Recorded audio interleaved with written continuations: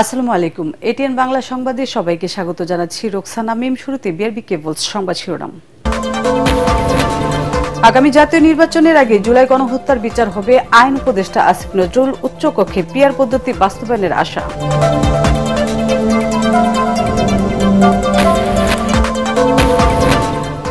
জরুরি অবস্থা জারির বিধান সংশোধন এবং রাজনৈতিক উদ্দেশ্যে ব্যবহার না করার বিষয়ে একমত দলগুলো। চাপিয়ে দিয়ে নয়, আলোচনার মাধ্যমে সমাধান ডক্টর আলী রিয়াজের।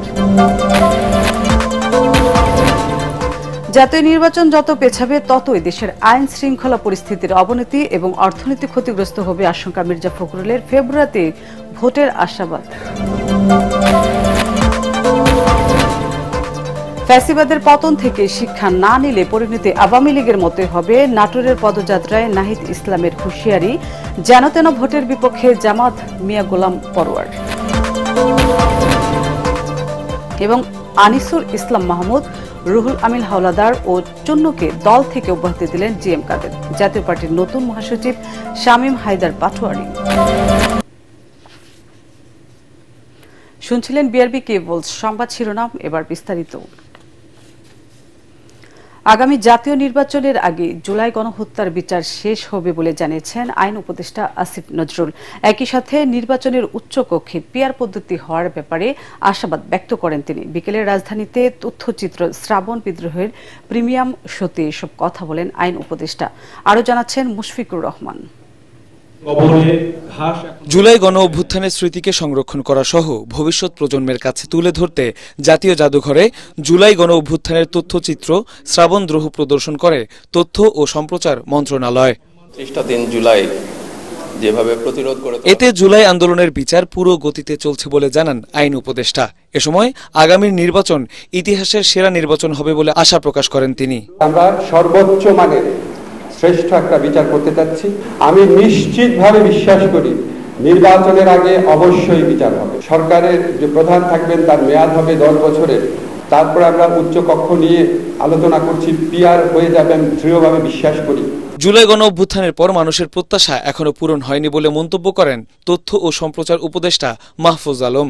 ফ্যাসিবাদ যাতে আর ফিরে আসতে না পারে সেজন্য সব মতের ঐক্য ধরে রাখার আহ্বান জানান শিল্প উপদেষ্টা আদিলুর রহমান খান ও সংস্কৃতি উপদেষ্টা মোস্তফা সরোয়ার ফারুকি। বাংলাদেশে রাজনৈতিক দলগুলোর মধ্যে এক ধরনের বোঝাপড়া চলতেছে যে আসলে কি ধরনের রাষ্ট্র আমাদের দরকার। অনেক অগ্রগতি আছে, কিন্তু সাথে সাথে আমাদের অনেক হতাশাও আছে। আমরা মনে করি না 1 বছর 2 বছরের মধ্যে এই লড়াইয়ের ফসল আমরা পাবো, কিন্তু আমরা যদি লেগে থাকতে পারি এবং শহীদদের প্রেরণা অনুসরণ করতে পারি, আমরা আশা করি বাংলাদেশকে একটি গণতান্ত্রিক এবং সকলের রাষ্ট্র বানাতে পারবো। তবে আমাদের সবচেয়ে বড় শক্তিটা হচ্ছে আমরা সত্যের পক্ষে আছি। যারা পরাজিত তাদের সমস্যা হচ্ছে তারা মিথ্যার পক্ষে আছে। যে কারণে দেখেন কয়েক হাজার ঘন্টা ইন্ডিয়ান মিডিয়ার প্রাইম টাইম তারা ব্যবহার করছে, তাদের হিউজ টাকা আছে, সোশ্যাল মিডিয়ায় বুস্ট করছে।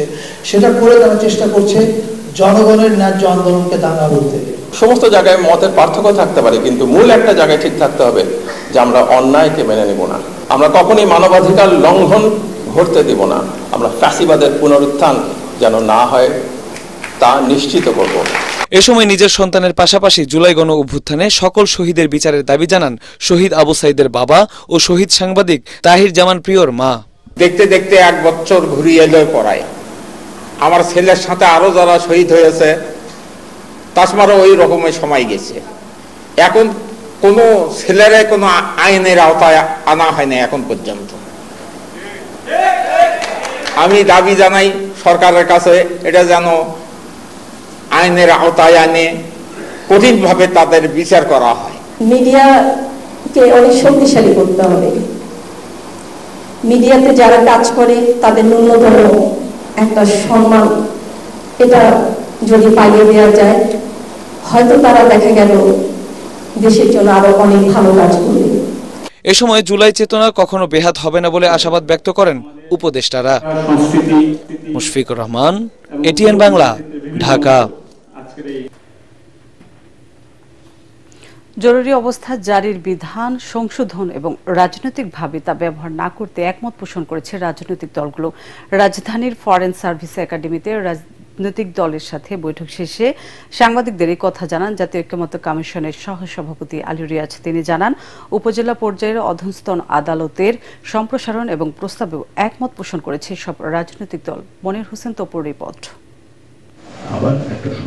রাজনৈতিক দলগুলোর সঙ্গে জাতীয় ঐক্যমত্য কমিশনের দ্বিতীয় ধাপের 10ম দিনের বৈঠক অনুষ্ঠিত হয়েছে। 3টি বিষয়ে আলোচনার কথা থাকলেও সময়ের কারণে নারী প্রতিনিধিত্ব নিয়ে আলোচনা করা সম্ভব হয়নি। জরুরি অবস্থা কোনো অবস্থাতেই কোনো পরিস্থিতিতেই রাজনৈতিকভাবে ব্যবহৃত না হয় সেটা নিশ্চিত করার বিষয়ে ঐক্যমত্য হয়েছে। রাজনৈতিক দলের প্রতিনিধিরা জানিয়েছেন, জরুরি অবস্থা যাতে কোনোভাবে রাজনৈতিক উদ্দেশ্য হাসিলের জন্য ব্যবহার না হয়। একটা যদি সংসদীয় কমিটি থাকে, এই সংসদীয় কমিটির মধ্যে সরকার থাকবে, বিরোধী দল থাকবে, তাহলে এখানে ব্যালেন্স অফ পাওয়ার থাকবে। রাজনৈতিক কারণে এখানে জরুরি অবস্থা ঘোষণার সুযোগটা হয়তো বা হবে না। আমরা আমাদের দেশের অভিজ্ঞতায় দেখেছি এটাকে রাজনৈতিকভাবে হাতিয়ার হিসেবে ব্যবহার করা হয়েছে, সেটা বন্ধ করতে হবে।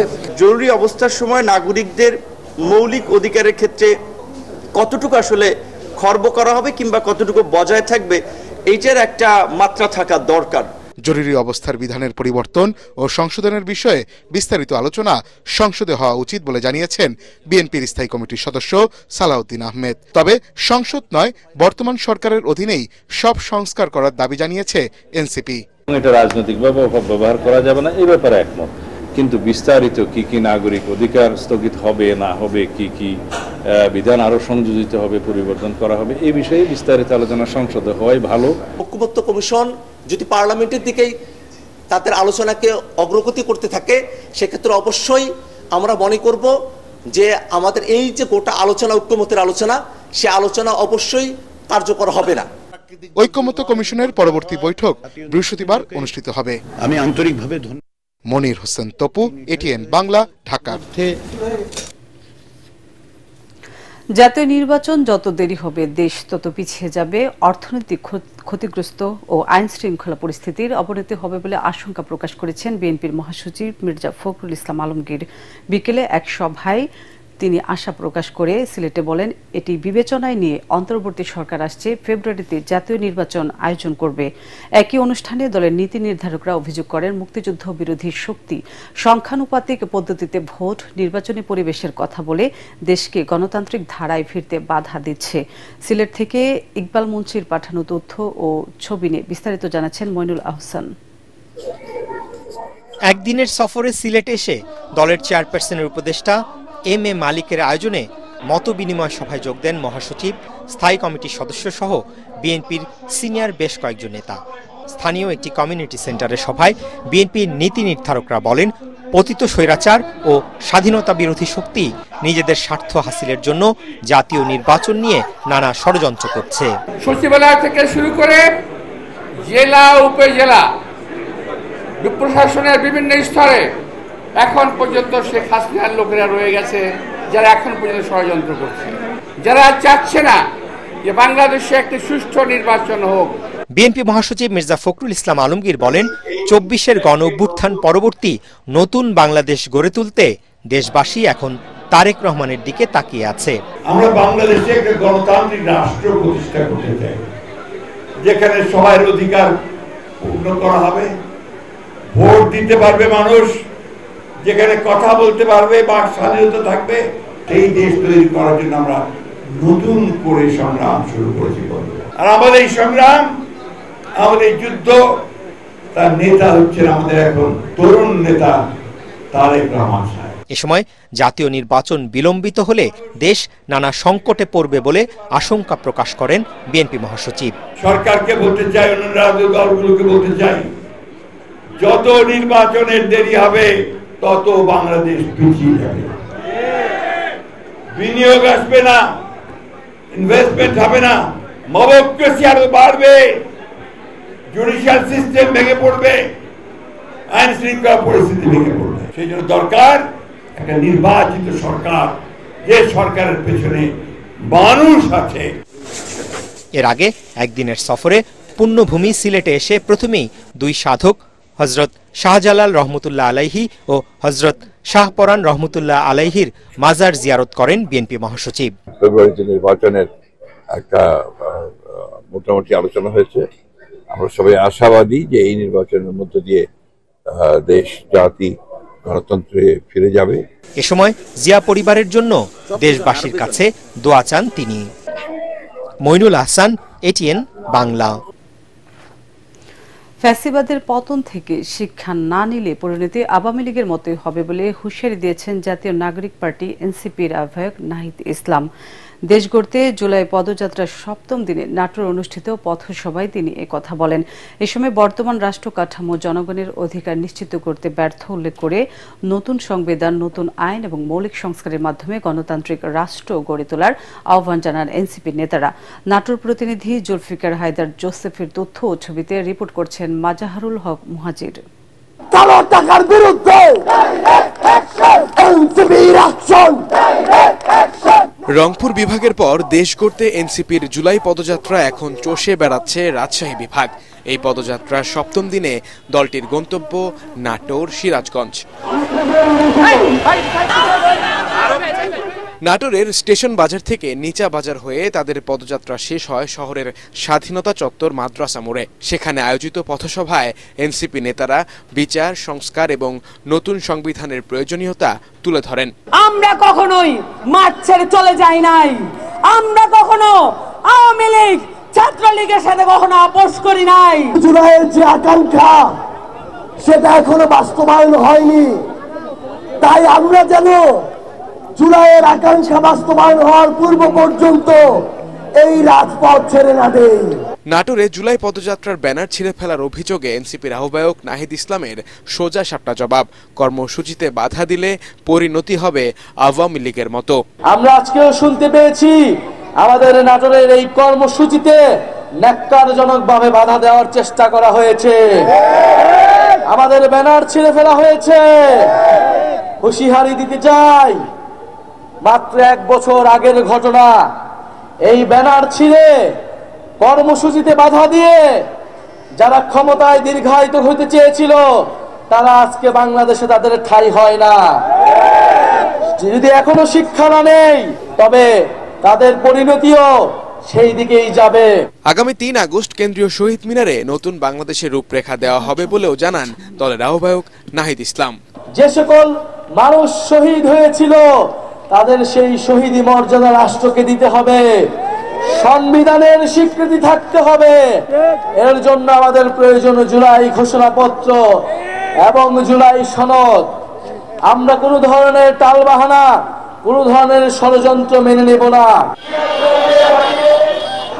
নাটোর থেকে এনসিপির গন্তব্য সিরাজগঞ্জ। এ সময় জেলার বাজার স্টেশনের মুক্তির সোপানে পথসভা করে এনসিপি। 8ম দিন হিসেবে মঙ্গলবার কুষ্টিয়া ও মেহেরপুরে যাবে তারা। মাহিনীদের হাতে যতদিন আছে দেশ, ততদিন নিরাপদে থাকবে বাংলাদেশ। মাসহারুল হক মুহাজির, এটিএন বাংলা। নির্বাচন পেছানো নয়, লেভেল প্লেইং ফিল্ড ছাড়া জামাত ইসলাম যেনতেনভাবে নির্বাচন আয়োজনের বিপক্ষে বলে জানিয়েছেন দলটির সেক্রেটারি জেনারেল মিয়া গোলাম পরওয়ার। মহাসমাবেশের প্রস্তুতি অংশ হিসেবে রাজধানীর সোহরাওয়ার্দী উদ্যান পরিদর্শন শেষে তিনি একথা জানান। গোলাম পরওয়ার বলেন, সুষ্ঠু নির্বাচন আয়োজনে সরকারের নিরপেক্ষতা নিয়ে জনমনে সংশয় রয়েছে, তাই লেভেল প্লেইং ফিল্ড নিশ্চিতে সরকারকে উদ্যোগী হওয়ার তাগিদ দেন তিনি।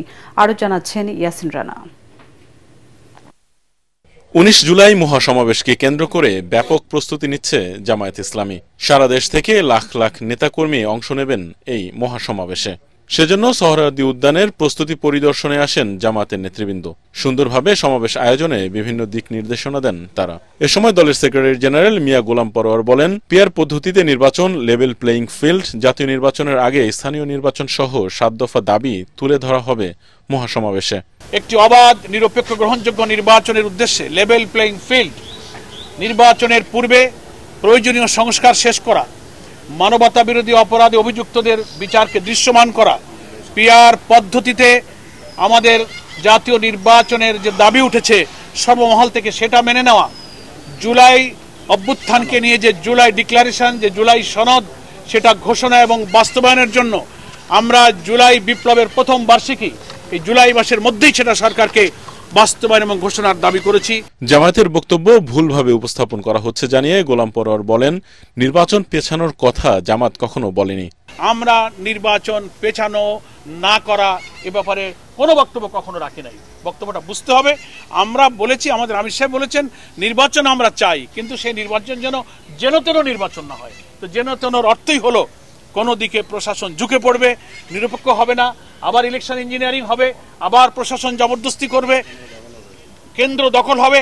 এই জাতীয় ইলেকশনকে আমাদের আমিরে জামাত মিন করেছেন। সরকারের নিরপেক্ষতা নিয়ে জনগণের মাঝে সংশয় রয়েছে বলেও মন্তব্য করেন তিনি।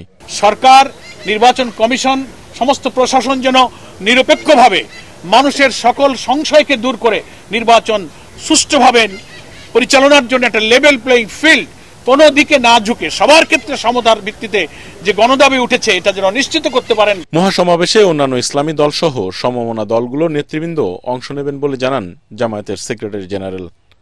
ইয়াসিন রানা, এটিএন বাংলা, ঢাকা। দলীয় শৃঙ্খলা ভঙ্গের অভিযোগ এনে senior co chairman barrister Anisul Islam Mahmud, co chairman Ruhul Amin Howlader ও মহাসচিব মুজিবুল হক চুন্নুকে প্রাথমিক সদস্য পদ সহ সকল পদ পদবি থেকে অব্যাহতি দিয়েছে জাতীয় পার্টির চেয়ারম্যান জি এম কাদের। এদিকে মুজিবুল হক চুন্নুকে সরিয়ে নতুন মহাসচিবের দায়িত্ব নেওয়া হয়েছে ব্যারিস্টার শামীম হায়দার পাটোয়ারিকে। গণমাধ্যমে পাঠানো বিবৃতিতে এসব তথ্য জানানো হয়েছে। তৃণমূল পর্যায় থেকে দলকে ঢেলে সাজানোর পাশাপাশি জাতীয় সংসদে হারানো আসন উদ্ধারের আশাবাদ ব্যক্ত করেন নতুন মহাসচিব। তৃণমূলকে নিয়ে ঢেলে দল সাজাবো তৃণমূলের মতামতের ভিত্তিতে, এবং একই সাথে আমাদের হারানো আসনগুলো উদ্ধার করব।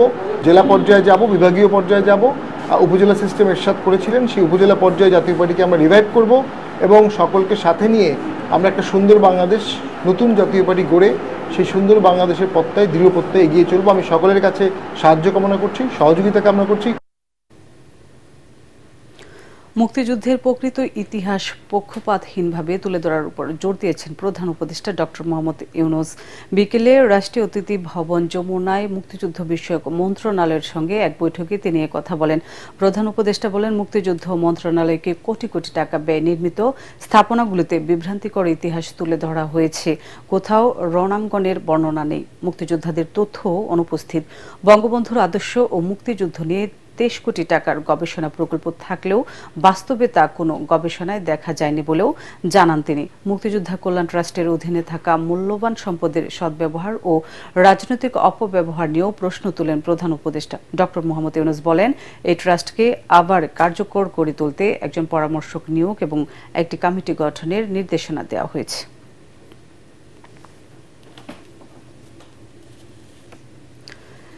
বিটিসিএল এর ফাইবার নেটওয়ার্ক প্রকল্পে দুর্নীতির অভিযোগ উঠলেও তা চালিয়ে নিতে দুদকে চিঠি দেওয়ার বিষয়ে অপব্যাখ্যা করা হচ্ছে বলে মনে করছেন প্রধান উপদেষ্টার বিশেষ সহকারী ফয়েজ আহমেদ তৈয়ব। তিনি দাবি করেন, টেলিযোগাযোগ লাইসেন্সকে কেন্দ্র করে কমিউনিকেশন মাফিয়াদের রোষানলে পড়েছেন তিনি। এদিকে দুদক বলছে, ওই চিঠিকে চাপ মনে করছেন না কমিশন। বিটিসিএল এর প্রকল্পের দুর্নীতির অনুসন্ধান অব্যাহত থাকবে। রিপোর্ট জানাচ্ছেন মাহবুব কবির চপল। 5G সেবা চালুর লক্ষ্যে 2022 সালে ফাইবার নেটওয়ার্ক সম্প্রসারণ প্রকল্প শুরু করে বিটিসিএল। আওয়ামী লীগের সময় নেওয়া ওই প্রকল্পে দুর্নীতির প্রাথমিক সত্যতা পায় দুদক। 100 কোটি টাকা লোপাট ঠেকাতে ক্রয় প্রক্রিয়া বন্ধ রাখতে ডাক ও টেলিযোগাযোগ মন্ত্রণালয়ে চিঠি দেয় কমিশন। এর প্রেক্ষিতে ওই প্রকল্প চালু রাখার বিভিন্ন যুক্তি তুলে ধরে দুদককে সহযোগিতা করতে ডিউ লেটার বা আধা সরকারি চিঠি দেন প্রধান উপদেষ্টার ডাক, টেলিযোগাযোগ ও তথ্য প্রযুক্তি মন্ত্রণালয়ের বিশেষ সহকারী ফয়েজ আহমেদ তৈয়ব, যা সামাজিক যোগাযোগ মাধ্যমে ছড়িয়ে পড়লে সমালোচনা শুরু হয়। একে অনেকেই দুদকের কাজে হস্তক্ষেপ বলে মনে করছেন। তবে সংবাদ সম্মেলনে বিশেষ সহকারী জানান, রাষ্ট্রের মঙ্গলের জন্যই তিনি চিঠি দিয়েছিলেন, জানিয়ে ষড়যন্ত্র করছে একটি চক্র। আমরা দুর্নীতি দমন কমিশনের মাননীয় চেয়ারম্যান মহোদয়ের সাথে কথা বলেছি। আমি নিজে ওনার অফিসে গিয়েছি। আমি বলেছি যে স্যার, যেহেতু 290 কোটি টাকা চলে গেছে এবং যেহেতু এটা সর্বনিম্ন দরদাতা এবং ক্যাপাসিটি নিয়ে যেই অপতথ্যটা এসেছিল সেটা বুয়েট যেহেতু ক্লারিফাই করেছে, আমরা একটা কমিটি করে দিব, যেই কমিটি নিশ্চিত করবে যে রাইট ইকুইপমেন্ট যেটা প্রতিশ্রুতি দেওয়া হয়েছে সেটা আসবে। এটাকে অপব্যাখ্যা করে আমাদের আমাকে ব্যক্তিগতভাবে আমার মিনিস্ট্রিকে এবং আমাদের সরকারকে চরিত্র হননের একটা চেষ্টা আপনারা মিডিয়াতে দেখেছেন। আমি এর নিন্দা জানাই। একদল স্বৈরাচারের দোসর এবং মাফিয়া ব্যবসায়ী যারা সিন্ডিকেট তৈরি করছিল, যারা এই সিন্ডিকেট ভাঙতে চায় না এবং যারা এই সিন্ডিকেট ভেঙে নতুনদেরকে এই ব্যবসায় টেলিকম ব্যবসায় আসতে দিতে চায় না, তারা এই ধরনের অপতথ্য ছড়াচ্ছে বলে আমি মনে করি। সরকারি পর্যায় থেকে এ ধরনের চিঠি দুদককে দেয়া যায় কিনা তার জবাবে কমিশনের মুখপাত্র জানান, যে কেউ দিতে পারে, তবে অনুসন্ধান বন্ধ হবে না। যে চিঠি, এই চিঠির প্রেক্ষিতে দুদক কোনো প্রকার চাপ অনুভব করছে না এবং এই বিষয়ে দুদকে যে অনুসন্ধান কার্যক্রম চলছিল সেটা স্বাভাবিক গতিতেই চলমান থাকবে। তিনি জানান, চলতি বছর 6 মাসে ৫,৯২৯টি অভিযোগ আসে দুদকে, যার মধ্যে ৫৩০টি আমলে নিয়ে মামলা করা হয় ২৫৫টি। এতে আসামি করা হয়েছে ৯৮৩ জনকে। চার্জশিটভুক্ত আসামি মাহবুব কবির চপল, এটিএন বাংলা, ঢাকা। দুর্লভ ব্যাংকের আমানতকারীরা কবে নাগাদ তাদের অর্থ ফেরত পাবেন তার নির্দিষ্ট কোনো সময় বলতে পারছেন না বাংলাদেশ ব্যাংকের governor doctor Ahsan H Mansur. এক ব্রিফিংয়ে তিনি জানান, সবগুলো আর্থিক প্রতিষ্ঠান না টিকলেও আমানতকারীদের টাকা সুরক্ষিত থাকবে। 20টি ব্যাংকের ঝুঁকি ভিত্তিকে নিরীক্ষা শেষ হয়েছে জানিয়ে তিনি বলেছেন, 2026 সালের প্রথম থেকে ব্যাংক রিস্ক বেসড সুপারভিশন বা নজরদারি শুরু হবে। এবছর মূল্যস্ফীতি 8% মধ্যে আসবে কিনা এ নিয়েও সংশয় প্রকাশ করেন গভর্নর। ইউটিউবে 9 দিনের মধ্যে কোটির বেশি দেখা নাটক মাটির মেয়ের সাফল্য উদযাপন উপলক্ষে এক জমকালো অনুষ্ঠানের আয়োজন করা হয়েছে। রাজধানীর বনানী ক্লাবে আয়োজিত অনুষ্ঠানে উপস্থিত ছিলেন প্রযোজনা প্রতিষ্ঠান প্রিয়ন্তীর পক্ষ থেকে মনোয়ার পাঠান, অভিনয়শিল্পী শায়লা সাথী, নাটকের পরিচালক আর্থিক সজীব ও তার টিমের সদস্যরা। এছাড়াও উপস্থিত ছিলেন এটিএন বাংলা সম্প্রচার উপদেষ্টা তাসিক আহমেদ, প্রযোজক মুকাদ্দাম বাবু, সোনভেলি বিস্কুটের CEO Zahir Uddin Mahmud, GM mister Parvez সহ প্রিয়ন্তীর ঊর্ধ্বতন কর্মকর্তারা। এ সময় নাটকটির অভাবনীয় সাফল্যে শিল্পী ও কলাকুশলীদের সম্মাননা জানানো হয়।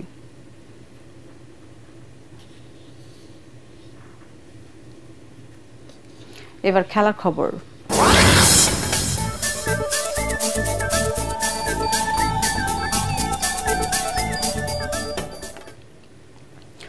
স্বাগতিক শ্রীলঙ্কাকে পরাজিত করে ওয়ানডে সিরিজ জয়ের লক্ষ্য বাংলাদেশের। আর তৃতীয় ও শেষ ওয়ানডে জিতে লঙ্কান সিংহরা চাইছে জয়ের ধারায় ফিরতে।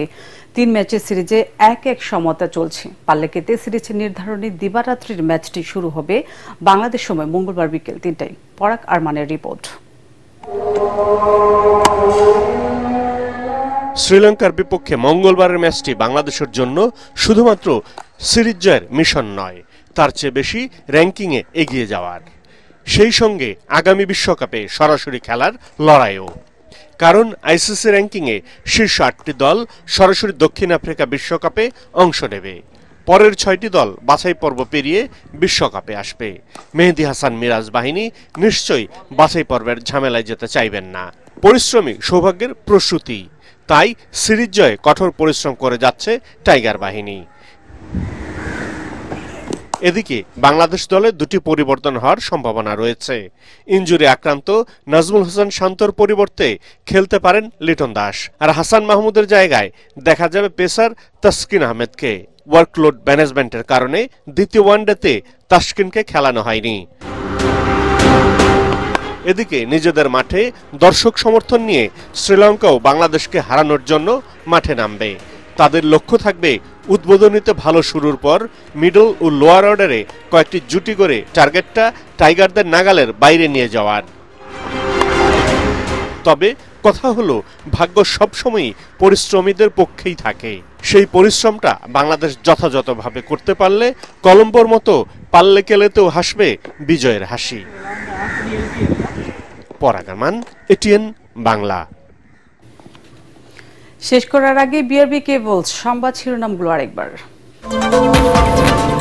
আগামী জাতীয় নির্বাচনের আগে জুলাই গণহত্যার বিচার হবে, আইন উপদেষ্টা আসিফ নজরুল। উচ্চকক্ষে পিআর পদ্ধতি বাস্তবায়নের আশা।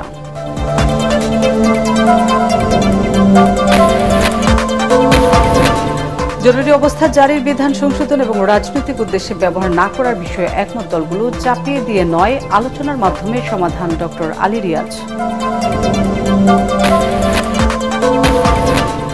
জাতীয় নির্বাচন যত পেছাবে ততই দেশের আইন শৃঙ্খলা পরিস্থিতির অবনতি এবং অর্থনীতি ক্ষতিগ্রস্ত হবে আশঙ্কা মির্জা ফখরুলের। ফেব্রুয়ারিতে ভোটের আশাবাদ। ফ্যাসিবাদের পতন থেকে শিক্ষা নিলে পরিণতি আওয়ামী লীগের মতোই হবে। নাটোরের পদযাত্রায় নাহিদ ইসলামের হুঁশিয়ারি, যেন তেন ভোটের বিপক্ষে জামাত, মিয়া গোলাম পরোয়ার। এবং আনিসুল ইসলাম মাহমুদ, রুহুল আমিন হাওলাদার ও চুন্নুকে দল থেকে অব্যাহতি দিলেন জি.এম. কাদের। জাতীয় পার্টির নতুন মহাসচিব শামীম হায়দার পাটোয়ারি। পরবর্তী সংবাদ দেখার আমন্ত্রণ জানিয়ে এখনকার মতো শেষ করছি এটিএন বাংলা সংবাদ। ইউটিউবে দেখতে ব্রাউজ করুন youtube/ATN বাংলা নিউজ। এতক্ষণ সাথে থাকার জন্য ধন্যবাদ।